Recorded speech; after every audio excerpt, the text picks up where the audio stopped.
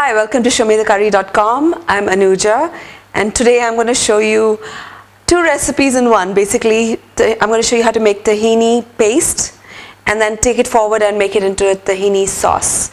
Now, the tahini paste is used for like hummus. You know, that's that thing, that big jar you buy, and it's like a rock, like a brick at the bottom, and you know, you have to mix the whole thing, and it's pretty expensive. You know, that jar, which you probably use like 2 tablespoons in hummus, lasts for like ever. So you can really easily make it at home. So let me just show you how.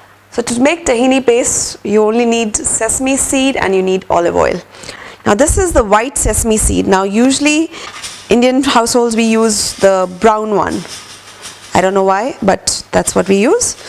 But in Mediterranean cooking, we use the white one. Now, if you do not have the white one and you don't want to go and buy it, that's okay. You can easily use the brown one. Here's what the brown one looks like. The only difference is going to be that your color is going to be a little different. The tahini color will be a little more brown. And that's okay. The taste will still be fabulous. So we're using half a cup of white sesame seeds. And I'm just going to spread it on a tray. It's not greased or anything, just a simple tray. I've got my oven preheated at 180 degrees centigrade, 350 degrees Fahrenheit, and I'm just going to put it in there.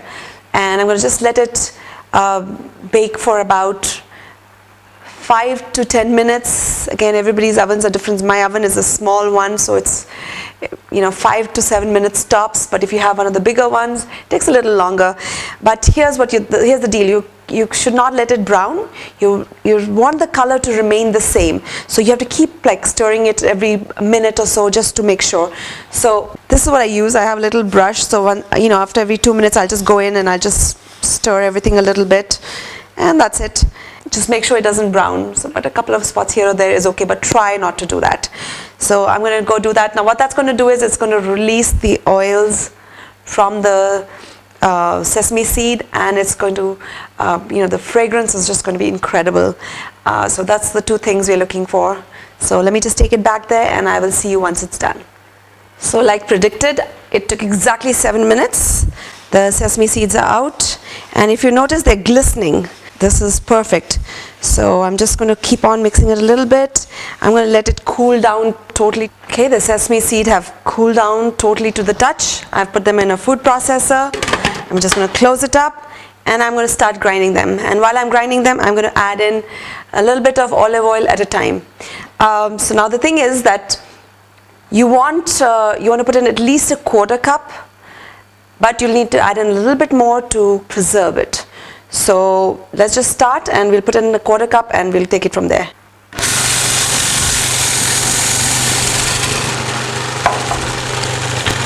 Turn it off and scrape down the sides. Obviously it's not a very good idea using a big food processor for such a small amount. So usually I do a 1 cup measure when I make it. So that way I can do half of it I use for the tahini sauce and half of it I use for the hummus. But this time I'm doing a little smaller amount just to show you. Looks like I may have to move it to a smaller blender. So lesson learned, use the right size equipment. Let me show you what this is looking like right now. The oil amount is perfect because it needs to be a little of the dripping consistency, so I've used a 1/4 cup. It's perfect measure, but I'm going to grind it into a smoother paste. It's glistening, it's pouring, you want it of the pouring consistency. You can see a little bit of the grain.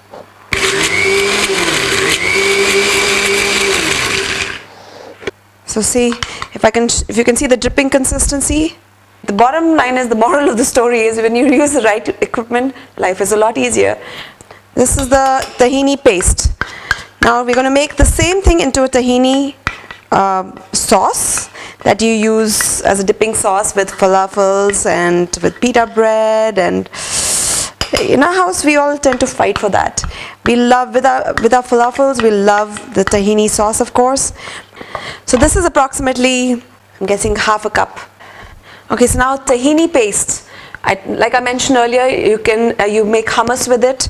So that's what I do. I make a 1 cup batch and I use half of it for hummus 2 times approximately, or actually sometimes it just goes away in one shot, and the rest I make tahini out of it. So this is half cup. It measures approximately half cup of tahini paste, and to this now I'm going to add a few other things. So, but before I get on to this, let me explain to you about the tahini paste itself. Once I store it, I'm going to be storing it in the refrigerator. And once I store it, the paste part will settle at the bottom, and there'll be oil on top. The olive oil will float to the top. And that's absolutely fine. That actually preserves the tahini paste, and that's how you want it. So only when you want to use it, you take it out and you just kind of mix it in properly and then use it. Don't use just the oil or just the paste. You want a good combination of both. So this in the refrigerator, the tahini paste in the refrigerator, I think it lasts easily for 3 weeks to a month. So let's go ahead and make this into a tahini sauce now. So now to make the tahini sauce, I'm going to take about 4 garlics. Now garlic is honestly your choice. Some people love it, some people just don't, but garlic is absolutely necessary in Mediterranean food. So I would suggest put a little bit, put a little less. I'm putting 4 cloves, just roughly cutting them. Add this to the blender or the food processor. I'm going to add juice of about 2 limes, which is approximately 2 tablespoons. And again, you can always adjust it to taste.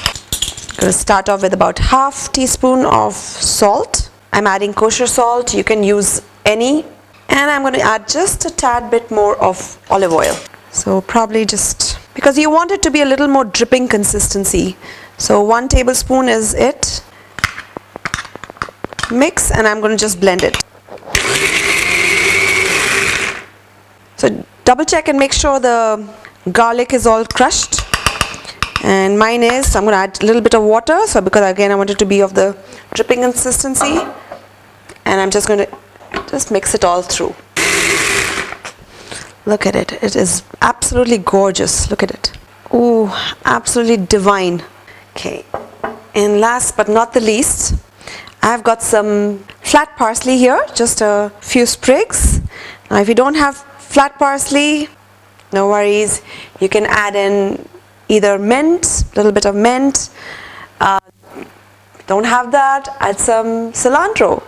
Or just skip it. You know, it's just so yummy. Chop fine. Absolutely delicious. And give it a mix. And see, look at the consistency. It's perfect. Because it's a sauce. It's a dipping sauce. You can have it with pita bread or pita chips or with vegetables. It's just perfect. I need to give it a shot now.